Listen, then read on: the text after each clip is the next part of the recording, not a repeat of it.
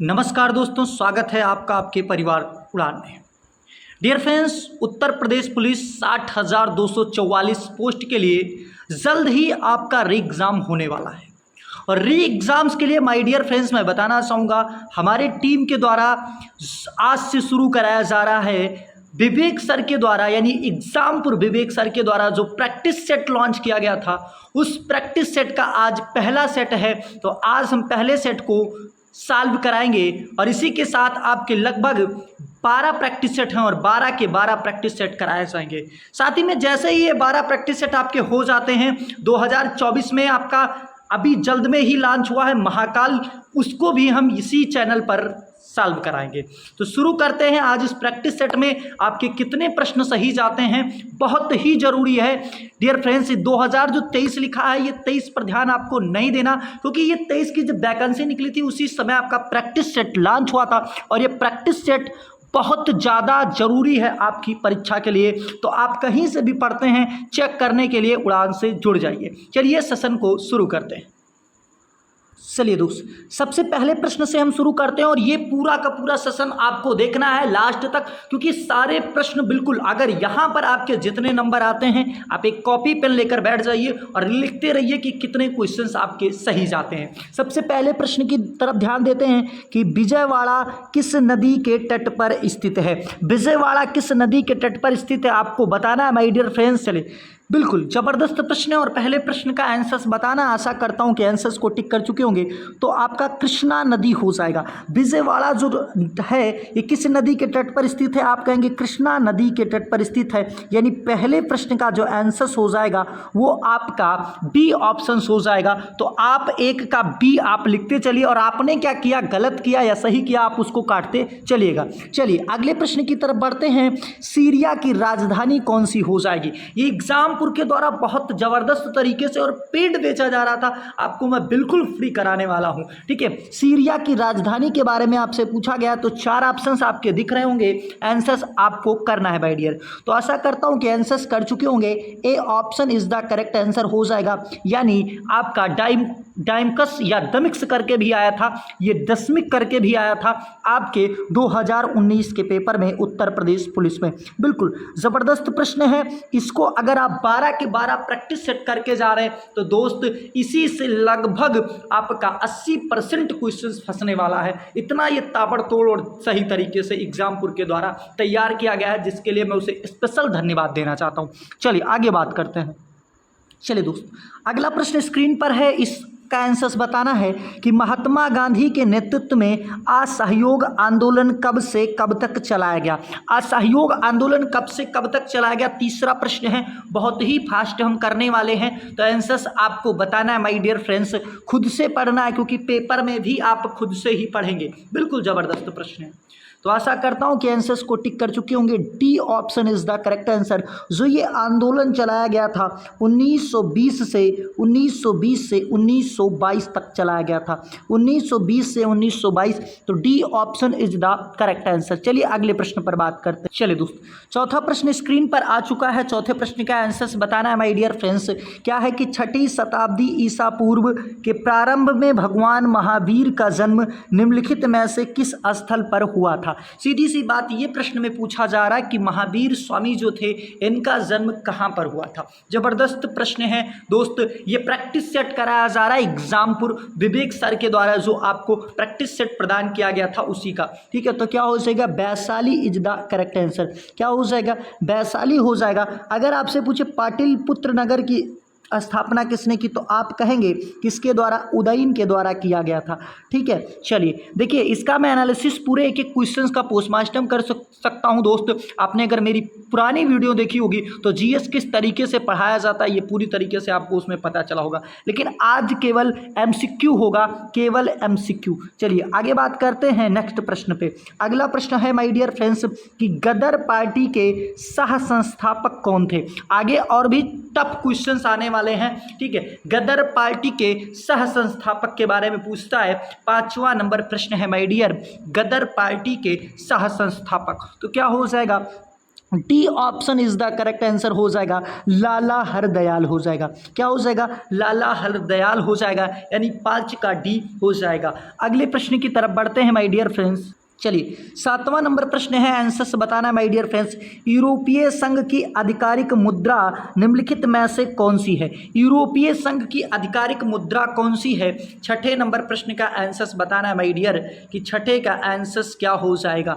बिल्कुल जबरदस्त प्रश्न है और छठे का आंसर बताना है तो क्या हो जाएगा? यूरो हो जाएगा। जो यूरोपीय संघ है, इसके जो यूरोपीय यूनियन है, इसके जो संघ है वो किस मुद्रा का यूज करते हैं? तो यूरो मुद्रा का यूज करते हैं। अगला प्रश्न है कि अंतर्राष्ट्रीय महिला दिवस, अंतर्राष्ट्रीय महिला दिवस हर साल मार्च में मनाया जाता है। डट डट के जगह पर आपको क्या भरना है, यानी कितने मार्च को मनाया जाता है। तो कुछ लोगों को हलवा प्रश्न लगे होंगे, तो देखिए इस बार जो पेपर आया था ऐसे ही हलवा प्रश्न आए थे और आपके कितने सही गए हैं आपको पता होगा, ठीक है। तो ऐसे ही प्रश्न आने वाला है, ठीक है। लेकिन आगे टफ प्रश्न मिलेंगे। तो 7 सी हो जाएगा, 7वें का सी, यानी महिला दिवस 8 मार्च को मनाया जाता है। आगे बात करते हैं नेक्स्ट प्रश्न। चलिए प्रैक्टिस सेट को पूरा सॉल्व कीजिए और कितने सही गए ये लास्ट में बताएगा।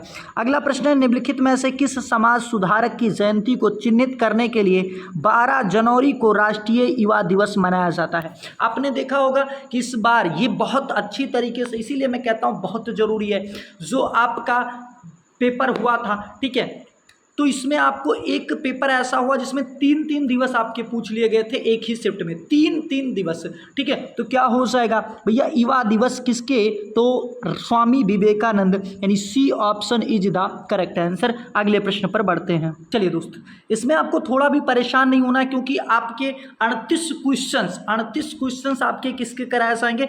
आपके जीएस के कराए जाएंगे। और 37 क्वेश्चंस आपके किसके कराए जाएंगे? तो 37 questions my dear friends Hindi के मॉक टेस्ट कराए जाएंगे और आज जो क्लास होगी, और मैथ और रीजनिंग का आपका दूसरी क्लास में। अगला प्रश्न है कि अमर सोनार बांग्ला के रचयिता कौन है? अमर सोनार बांग्ला के रचयिता कौन है? तो फास्ट करना है, गागर में सागर है आपका।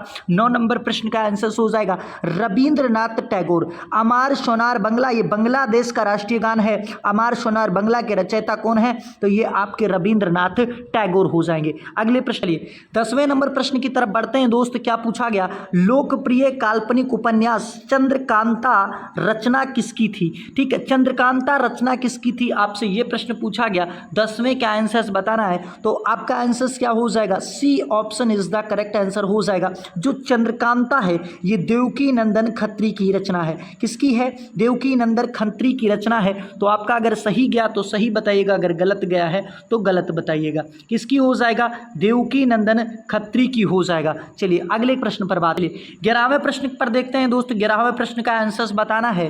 क्या पूछा गया? पूछा गया राष्ट्रीय राजमार्ग NH44 किन 2 स्थानों को आपस में जोड़ता है? ठीक है, NH44 किन 2 स्थानों को आपस में जोड़ता है? आपको आंसर्स बताना है माय डियर फ्रेंड्स।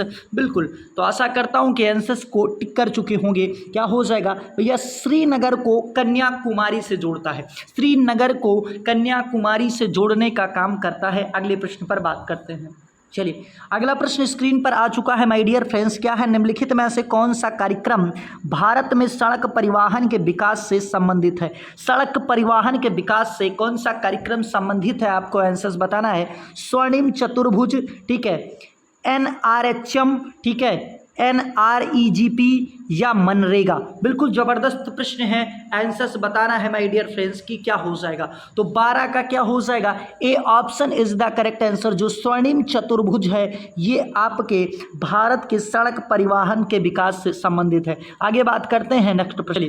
13 नंबर प्रश्न की बात करते हैं। नागपुर के लिए प्रसिद्ध है। नागपुर किसके लिए प्रसिद्ध है ये आपको बताना है। तो क्या हो जाएगा भैया? संतरा के लिए प्रसिद्ध है, यानी B option is the correct answer. अगला है 14 नंबर प्रश्न है कि इंदिरा गांधी राष्ट्रीय कला केंद्र का मुख्यालय किस शहर में स्थित है? इंदिरा गांधी राष्ट्रीय कला केंद्र का मुख्यालय कहां पर स्थित है? 14 नंबर प्रश्न का आंसर बताना है। तो B option is the correct answer, यानी नई दिल्ली के अंदर स्थित है। चलिए 15 नंबर प्रश्न की बात करते हैं दोस्तों। थोड़ा सा फास्ट करेंगे कि पश्चिम बंगाल में स्थित सुंदरवन का एक उदाहरण है। सुंदरवन किसका एक उदाहरण है? किस वन का उदाहरण है आपको बताना है। पर्वतीय वन का, उष्णकटिबंधीय वन का, उष्णकटिबंधीय पर्णपाती वन का या मैग्रो वन का? जबरदस्त प्रश्न है, 15 का आंसर बताना है, डी ऑप्शन हो जाएगा, यानी मैग्रो वन का हो जाएगा। आगे बात करते हैं।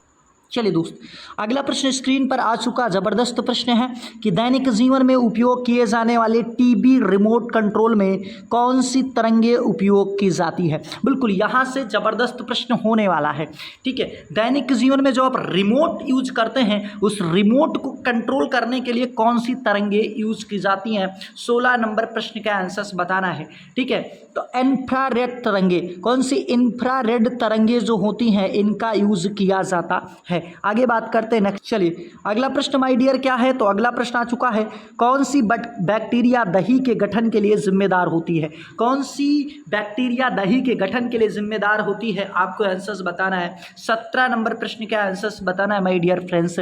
ठीक है, चलिए तो आपको खुद ये चारों ऑप्शंस पढ़ने हैं। बिल्कुल जबरदस्त प्रश्न है। एक है आपका लैक्टिक एसिड बैक्टीरिया, एक आपका लैक्टोबैसिलस, ठीक है, एसिडोफिलिस, और सी ऑप्शन आपका जो दिया गया है लैक्टोबैसिलस ऑरियस, और डी ऑप्शन आपका दिया गया है बैसिलस रेडिसिकोला। ठीक है, तो क्या हो जाएगा? B option is the correct answer हो जाएगा। क्या हो जाएगा? B option is the correct answer हो जाएगा, यानी लैक्टिक बेसिलस, ठीक है, एसिडोफिलस, ठीक है, एसिडोफिलस हो जाएगा। आगे बात करते हैं नेक्स्ट प्रश्न। चलिए अगला प्रश्न स्क्रीन पर है। जबरदस्त प्रश्न अगला हो जाएगा, मानव अधिकारों को वर्गीकृत किया गया है।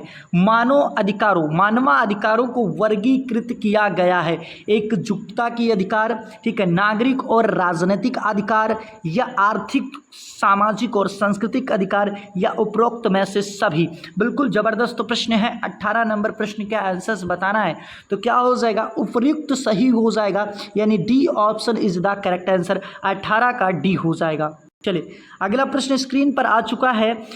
प्रश्न पूछा गया कि सिस्टम हैकिंग में सबसे महत्वपूर्ण गतिविधि क्या होती है? जो आप सिस्टम हैकिंग करते हैं इसमें सबसे महत्वपूर्ण जो विधि है वो क्या होती है? आपको बताना है माय डियर फ्रेंड्स। 19 नंबर प्रश्न का, तो B option is the correct answer, यानी क्रैकिंग पासवर्ड। ठीक है, क्रैकिंग पासवर्ड होना चाहिए। क्रैकिंग पासवर्ड सबसे मेन होता है आपका। ठीक है, चलिए आगे बात करते हैं। सबसे खूबसूरती है कि ये पूरा आपका सिलेबस के अनुसार जो है प्रैक्टिस सेट बनाया है एग्जामपुर ने। ठीक है, बिल्कुल। अगला प्रश्न है, सोशल नेटवर्किंग से क्वेश्चंस आपके सिलेबस में भी दिया हुआ है। सोशल मीडिया यानी वीडियो और लिखित पाठ के माध्यम से सामग्री हमें जानकारी प्रसारित करने की अनुमति देती है, यानी ये कौन अनुमति देता है? ठीक है, 20 नंबर प्रश्न का आंसर बताना है, तो बी ऑप्शन हो जाएगा, यानी प्रकाशित करना। ठीक है, प्रकाशित करना। चलिए आगे बात करते हैं नेक्स्ट प्रश्न। चलिए अगला प्रश्न चुका है, और देखिए अगर प्रैक्टिस सेट करके जाते, और प्रैक्टिस सेट करने का मतलब यही नहीं है दोस्त, जैसे यहाँ पर युद्धाभ्यास से पूछा है तो आपको युद्धाभ्यास को कवर करना है, यानी जिससे टॉपिक से पूछा गया उस टॉपिक को आपको जाके कवर भी करना है, ये ध्यान रखना है। पूछा गया निम्नलिखित में से कौन सा, ठीक है, कौन सी ड्रैगन अभ्यास का हिस्सा नहीं है? यानी युद्धाभ्यास से आपके हर एक शिफ्ट में पेपर बना है, तो आपको बताना है। इसमें 4 ऑप्शन दिए गए। ठीक है, ड्रैगन अभ्यास का, सी ड्रैगन अभ्यास का, ड्रैगन अभ्यास का हिस्सा नहीं है, आपसे पूछा गया भी 21 नंबर प्रश्न का आंसर। चलिए बिल्कुल, तो क्या हो जाएगा? सी ऑप्शन इज द, जो फ्रांस है ये ड्रैगन अभ्यास का हिस्सा नहीं है। चलिए आगे बात करते हैं। अगला क्वेश्चन से थोड़ा सा और फास्ट करेंगे कि हाल ही में किस राज्य ने वृक्षारोपण करने के लिए अंकुर योजना की शुरुआत की है? तो अंकुर योजना की शुरुआत किसने की है? ये आंसर आपको बताना है। महाराष्ट्र, मध्य प्रदेश, छत्तीसगढ़, उत्तर प्रदेश से। बिल्कुल जबरदस्त प्रश्न है। 22 नंबर प्रश्न का आंसर से बताना है, तो बी ऑप्शन हो जाएगा। जो अंकुर योजना है ये मध्य प्रदेश ने शुरू किया है। चलिए अगला प्रश्न पूछा गया कि कुंभ का अर्थ क्या है? कुंभ का क्या अर्थ है? कुंभ का क्या अर्थ है? ये 23 नंबर प्रश्न का हो जाएगा, तो क्या हो जाएगा? A option is the correct answer. कुंभ का अर्थ होता है कलश। कुंभ का अर्थ होता है कलश। चलिए दोस्त, 24 नंबर प्रश्न आ चुका है कि आंतरिक सुरक्षा अधिनियम किस वर्ष पारित हुआ था? आंतरिक सुरक्षा अधिनियम कब पारित हुआ था? तो 1971 में हुआ था। 1971 में आपका आंतरिक सुरक्षा अधिनियम पारित हुआ था। आगे बात करते हैं कि प्रतिवर्ष होली के अवसर पर लट्ठमार होली का आयोजन कहाँ पर किया जाता है? लट्ठमार होली का आयोजन कहाँ पर किया जाता है? तो यूपी जीके को हिट किया है इस प्रैक्टिस सेट ने। ठीक है, तो सी ऑप्शन हो जाएगा। क्या सी ऑप्शन हो जाएगा? लट्ठमार होली की बात की जा रही है। ठीक है, बिल्कुल लट्ठमार होली की ऑप्शंस की बात की जा रही है। सी ऑप्शंस इसमें बताया गया है, एक बार हम चेक कर लेते हैं। ठीक है, प्रत्युत होली के अवसर पे, ठीक है, होली के अवसर पर लट्ठमार होली की बात की जा रही है, तो ये कहाँ पर भैया, बरसाना के अंदर, यानी बी ऑप्शन होना चाहिए, सी नहीं होगा। ये देखिए जब आप देखेंगे तो सी ऑप्शन दिया गया, लेकिन बरसाना हो जाएगा, ठीक है, बरसाना हो जाएगा। जो लट्ठमार होली है बरसाना के अंदर मनाई जाती है। अगला प्रश्न पूछा गया कि उत्तर प्रदेश पुलिस विभाग का सर्वोच्च अधिकारी कौन होता है। तो अधिकारी से भी क्वेश्चन पूछा जाता है, बिल्कुल जबरदस्त प्रश्न है। उत्तर प्रदेश का सर्वोच्च अधिकारी तो आपको पता होगा डीजीपी ही होता है। कौन होता है, डीजीपी होता है, तो ए option is the correct answer. अगला प्रश्न है आगे 27 नंबर प्रश्न की बात।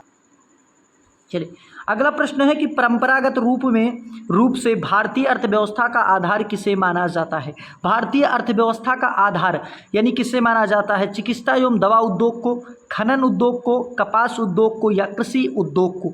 भारतीय अर्थव्यवस्था का आधार किसे माना जाता है, 27 नंबर प्रश्न का आंसर बताना है। तो डी ऑप्शन हो जाएगा, यानी कृषि को भारतीय अर्थव्यवस्था का आधार माना जाता है। चलिए आगे बात 28 नंबर प्रश्न आ चुका है कि वह दर जिस पर भारतीय रिजर्व बैंक अन्य बैंक से ऋण लेते हैं, ठीक है, क्या हो जाता है, वह दर जिस पर भारतीय रिजर्व बैंक अन्य बैंकों से ऋण लेती है, ठीक है, क्या कहलाती है। बिल्कुल जबरदस्त प्रश्न है, आंसर्स बताना है आपको, ठीक है, 28 नंबर प्रश्न का आंसर बताना है। तो क्या हो जाएगा, C option is the correct answer होगा, ठीक है, C option is the correct answer हो जाएगा 28 का, C option is the correct answer. चलिए आगे बात करते हैं नेक्स्ट क्वेश्चन पे।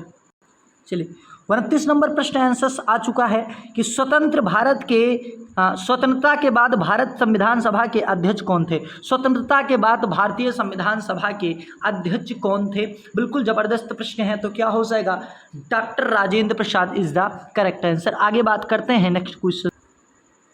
चलिए अगला प्रश्न है कि भारतीय जीएसटी शुल्क संरचना में कितनी संरचनाएं हैं, ठीक है, भारतीय जीएसटी शुल्क संरचना में कितनी संरचनाएं हैं, 30 का आंसर्स बताना है माय डियर फ्रेंड्स, और इसका आपको कमेंट बॉक्स में ही आंसर्स बता देना है। आगे बात करते हैं नेक्स्ट प्रश्न पे। चलिए 31 नंबर प्रश्न की बात कर लेते हैं, पढ़िएगा, निम्नलिखित में से कौन सा 2014 में भारत का 29वां राज्य बना था। 2014 में भारत का 29वां राज्य कौन बना था, आपको आंसर्स बताना है, ठीक है, तो क्या हो जाएगा, तेलंगाना हो जाएगा, यानी ए option is the correct answer. 32 number प्रश्न की बात करते हैं कि भारत की सीमा इनमें से किस देश के साथ नहीं लगती है। भारत की सीमा किस देश के साथ नहीं लगती है, तो क्या हो जाएगा, Tajikistan is the correct answer, यानी जो भारतीय सीमा है तजाकिस्तान के साथ नहीं लगती है, ठीक है, तो 32 का क्या हो जाएगा, 32 का C option is the correct answer. आगे बात करते हैं नेक्स्ट प्रश्न पर। चलिए अब बात करते हैं 33 नंबर प्रश्न की तरफ बढ़ते हैं। 33 नंबर प्रश्न क्या है कि निम्नलिखित में से किसकी रचना कालिदास द्वारा की गई है। कालिदास की रचना के बारे में बताया गया है, तो क्या हो जाएगा आपका 33 नंबर प्रश्न का आंसर से बताना है, कुमार संभवम। कुमार संभवम किसकी रचना है, ये कालिदास की ही रचना है। आगे बात करते हैं। चलिए अगला प्रश्न है 34 नंबर, शेख सलीम चिश्ती का मकबरा इनमें से किस शहर में स्थित है, ठीक है, शेख सलीम चिश्ती के जो मकबरा है ये कहाँ पर स्थित है, 34 नंबर प्रश्न का आंसर बताना है, तो क्या हो जाएगा, सी ऑप्शन हो जाएगा, यानी फतेहपुर सीकरी के अंदर शेख सलीम चिश्ती का मकबरा स्थित है। सारे मकबरे आपको पढ़ के जाने हैं। आगे बात करते हैं नेक्स्ट प्रश्न पे। चलिए अगला प्रश्न है माय डियर फ्रेंड्स कि सर विलियम जोन्स ने एस्थेटिक सोसाइटी ऑफ बंगाल की स्थापना किस वर्ष की थी, ठीक है, किस वर्ष किया था आपको, 1884, 1878, 1748, 1784 और 1848। बिल्कुल जबरदस्त प्रश्न है, 35 का आंसर बताना है, तो सी ऑप्शन हो जाएगा, यानी 1784 में किया गया था। आगे बात करते हैं नेक्स्ट प्रश्न पर। चलिए अगला प्रश्न स्क्रीन पर आ चुका है कि भारत के संविधान के किस भाग में भारत के नागरिकों के मौलिक अधिकार मौजूद हैं, ठीक है, क्या है, मौलिक अधिकार, नागरिकों के मौलिक अधिकार मौजूद हैं, ठीक है, बिल्कुल आपको मौलिक अधिकार किस भाग में है ये बताना है माय डियर फ्रेंड्स, ठीक है। चलिए 36 नंबर प्रश्न का आंसर बताना है, तो क्या हो जाएगा, भाग 3 में आपका मौलिक अधिकार उपस्थित है। अगला प्रश्न 37 नंबर प्रश्न है कि भारतीय संविधान में पहला संविधान संशोधन कब किया गया था, तो 1951 में किया गया था। आगे बात करते हैं नेक्स्ट प्रश्न को लेते हैं 38 नंबर प्रश्न।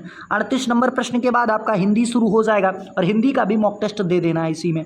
अगला प्रश्न है कि हार्नबिल त्यौहार एक प्रसिद्ध आदिवासी त्यौहार है या भारत के इनमें से किस पूर्वोत्तर राज्य में मनाया जाता है? तो हार्नबिल जो आपका है ये नागालैंड के अंदर मनाया जाता है, यानी आपका हो जाएगा C option is the correct answer. आगे बात करते हैं, यहाँ से आपका 39 नंबर प्रश्न से ज़बरदस्त हिंदी शुरू हो जाती है। ठीक है, तो 39 नंबर प्रश्न से शुरू करते हैं हिंदी को। अगला चलिए, ईश्वर तथा आत्मा के लिए एक शब्द, ईश्वर तथा आत्मा के लिए एक शब्द आपको बताना है।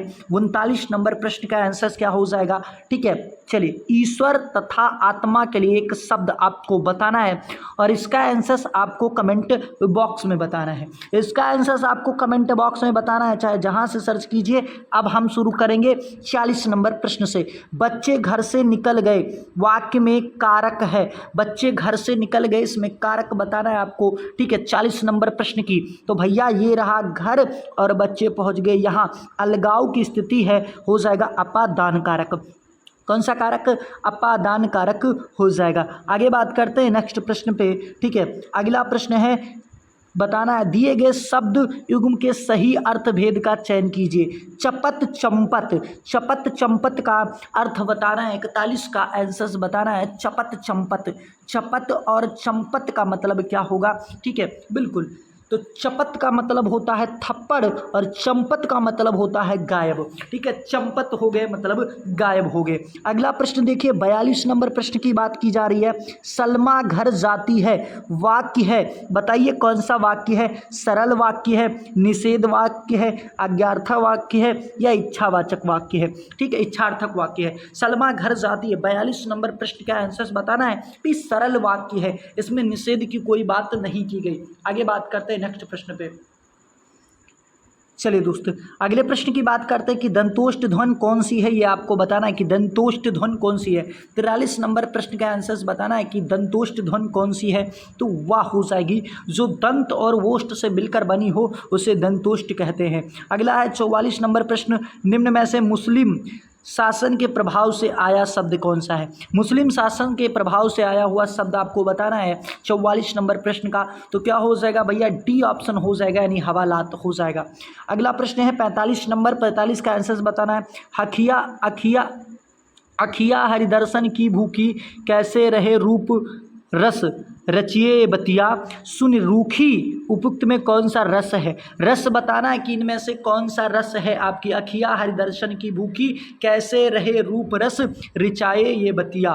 ठीक है, सुन रूखी, बिल्कुल 45 का आंसर बताना है। तो बी ऑप्शन हो जाएगा, वियोग सिंगार रस है तो सिंगार, लेकिन कैसा है? वियोग का स्थिति है भैया, जब दर्शन की भूखी है तो यही होगा ना। अगला प्रश्न है, चलिए अगले प्रश्न की बात करते हैं। 46 नंबर प्रश्न की आंसर्स बताना है, क्या है? केदारनाथ अग्रवाल को किस कृति पर साहित्य अकादमी पुरस्कार प्राप्त हुआ था? केदारनाथ अग्रवाल को किस कृति के लिए साहित्य अकादमी पुरस्कार प्राप्त हुआ, आपको बताना है। 46 नंबर प्रश्न का आंसर तो ए ऑप्शन हो जाएगा, अपूर्वा के लिए प्राप्त किया गया था।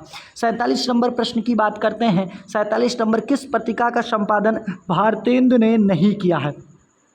ठीक है, ने नहीं किया है, आपका बताना है। बालबोधनी, कवचन सुधा या भारतेंदु या हरिश्चंद्र चंद्रिका। 47 का आंसर बताना है और 47 का आंसर डी ऑप्शन जो भारतेंदु है इसकी, ठीक है, पत्रिका का संपादन नहीं किया इन्होंने।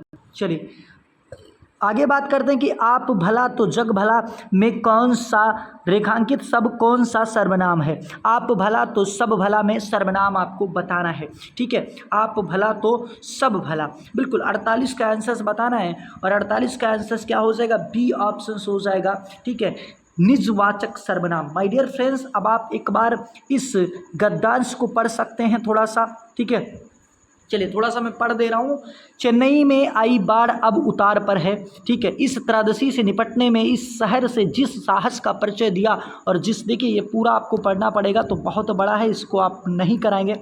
ये 5 प्रश्न आपके, वो 5 प्रश्न आपके छोड़ दिए गए हैं, लगभग 5 नहीं 3 से 4 प्रश्न छोड़े गए हैं। ठीक है, आगे बात करते हैं इनमें से कौन सा बाढ़ का पर्यायवाची शब्द नहीं है?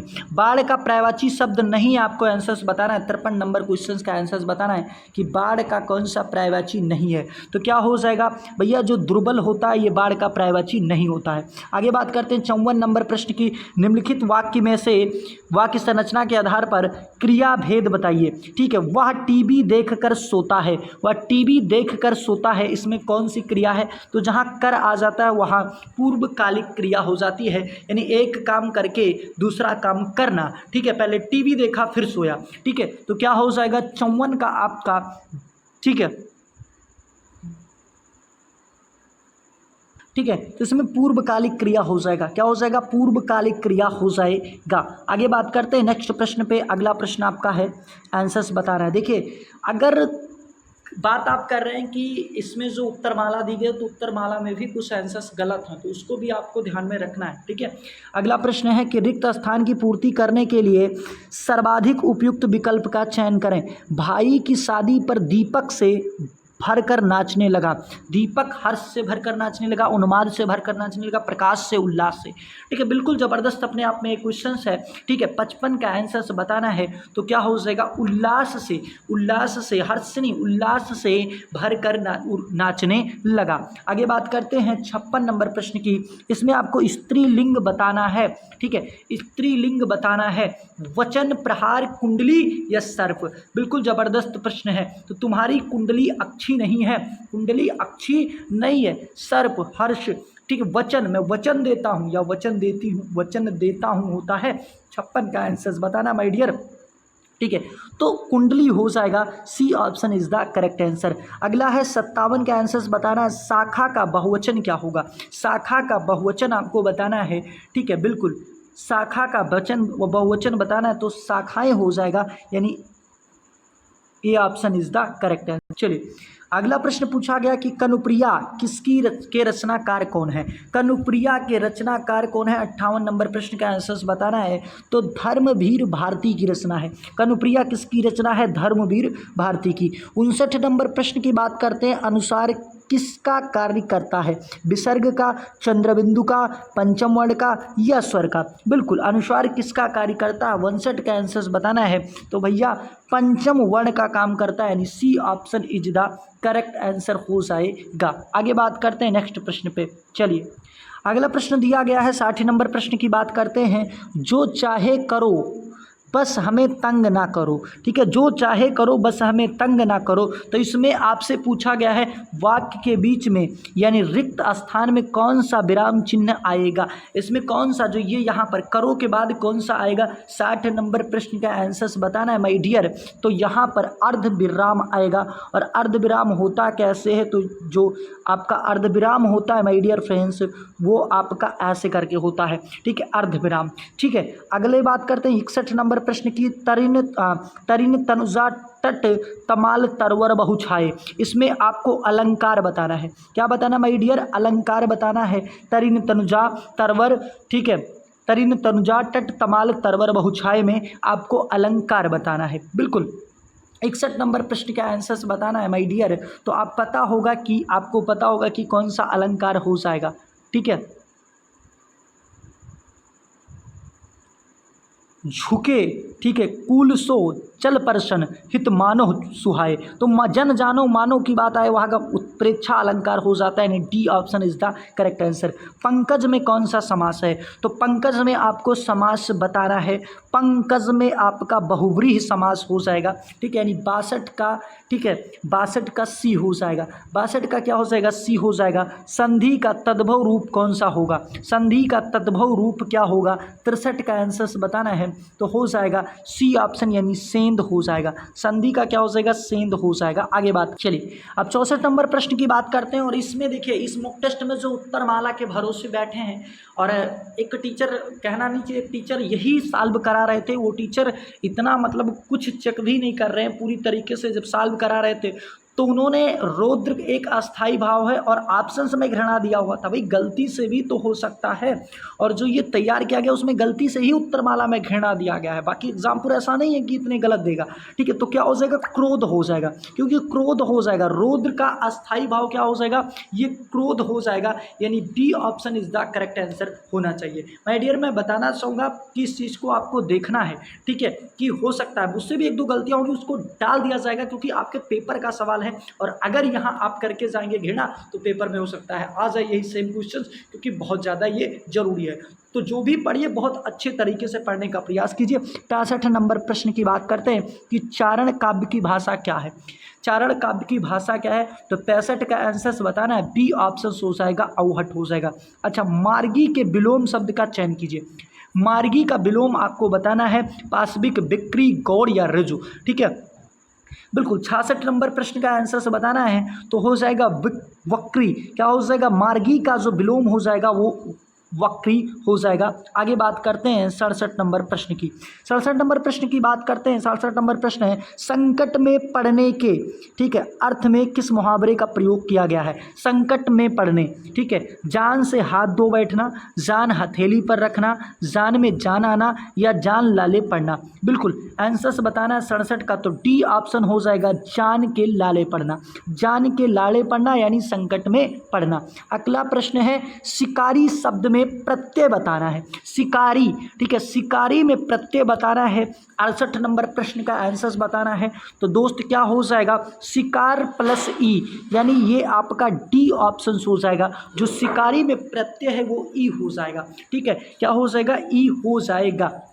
चलिए 69 नंबर प्रश्न की बात करते हैं। निर्वासन शब्द में उपसर्ग आपको बताना है। निर्वासन शब्द में उपसर्ग बताना है। 69 का आंसर से बताना, और इसमें बहुत सारे गलत दिए गए हैं उत्तरमाला में, तो ये निर हो जाएगा, निर। ठीक है, निर हो जाएगा। आगे बात करते हैं। चलिए 70 नंबर प्रश्न की तरफ बढ़ते हैं। शुद्ध वाक्य का चयन करना है। बैठ जाता मेरा मन कभी कभी, ठीक है, मन कभी कभी मेरा बैठ जाता है, मेरा मन कभी कभी बैठ जाता है, ठीक है, कभी कभी मेरा मन बैठ जाता है। बिल्कुल 70 का आंसर से बताना माय डियर कि क्या हो जाएगा, तो भैया सी ऑप्शन, मेरा मन कभी कभी बैठ जाता है। अगला प्रश्न है 71 नंबर प्रश्न की, प्राणों का अंत करने वाला, प्राणों का अंत करने वाला के लिए एक शब्द प्रयोग करना है। जो प्राणों का अंत करे उसके लिए एक शब्द क्या हो जाएगा, तो प्राणांतक हो जाएगा, यानी B option is the correct answer. चलिए दोस्त, अगला प्रश्न है कि निम्नलिखित में से, ठीक है, 72 नंबर प्रश्न की, जातिवाचक संज्ञा शब्द नहीं है, यानी जातिवाचक नहीं है, आपको बताना है। गंगा, नदी, मनुष्य, गाय, तो क्या हो जाएगा, जो गंगा है ये एक व्यक्तिवाचक संज्ञा हो जाएगी। अगली बात करते हैं 73 की, ठीक है, निम्नलिखित में सही वर्तनी वाला शब्द आपको चुनना है। ठीक है, 73 का आंसर से बताना है कि सही वर्तनी वाला शब्द आपको चुनना है। ठीक है, तो क्या हो जाएगा, ये आपका जो नीरसता है ये सही लिखा है। अगला 74 जो थोड़ा शब्द है, ये कौन सा विशेषण है, थोड़ा शब्द में कौन सा विशेषण आपको बताना है। तो थोड़ा शब्द में आपका क्या हो जाएगा, ठीक है, आंसर से बताना है माय डियर फ्रेंड्स। 74 का थोड़ा में परिमाणवाचक विशेषण हो जाएगा। पुनीत कपड़े धो रहा है, इसमें वाच्य बताना है। और 75 प्रश्न आपके आज कराए गए, 75 में से आप 5 छोड़ दीजिए, यानी 70 क्वेश्चंस कराए गए। तो ऐसे ही कल आपका दूसरा practice set, total 12 practice set है, और 12 प्रैक्टिस सेट कराने के बाद आपको महाकाल जो आपकी एग्जामपुर के प्रैक्टिस सेट है उसको कराया जाएगा। साथ ही में आपके रोजगार विद अंकित भाटी के जो प्रैक्टिस सेट तैयार किए गए हैं उसको भी कराए जाएंगे। तो आज के लिए इतना ही। कम समय में ज़्यादा जानकारी के लिए चैनल को सब्सक्राइब कर लीजिए।